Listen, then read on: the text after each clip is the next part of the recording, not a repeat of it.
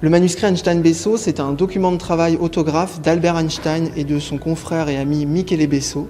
Et c'est un manuscrit qui documente la genèse de la théorie de la relativité générale, qui est la découverte probablement la plus importante de la carrière d'Einstein et l'une des théories les plus importantes également de l'histoire de la physique moderne.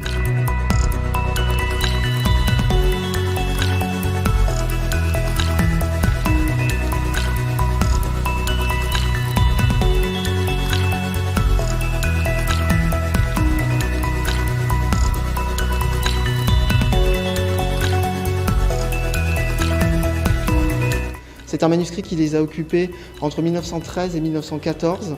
C'est aussi ça qui le rend particulièrement important parce que les documents de travail d'Einstein d'avant 1919 sont extrêmement rares. Einstein était en plus quelqu'un qui gardait très peu de brouillons. Donc le simple fait que le manuscrit ait survécu et soit parvenu jusqu'à nous, ça le rend déjà absolument extraordinaire.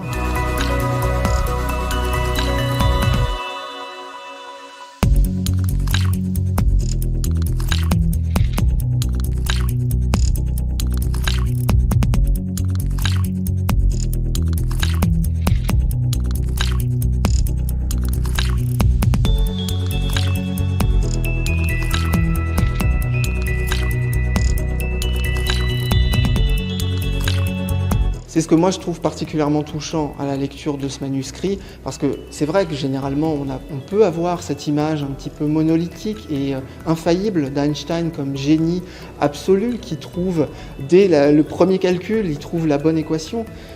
Mais ce manuscrit montre qu'Einstein était brillant et c'était un scientifique comme les autres scientifiques et comme tout scientifique.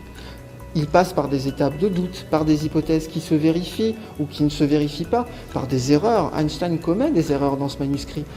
Et pour autant, je trouve que ça le rend peut-être encore plus génial d'une certaine manière parce qu'on voit l'obstination, on voit aussi la pensée qui est en train de se construire, qui se corrige, qui se réoriente.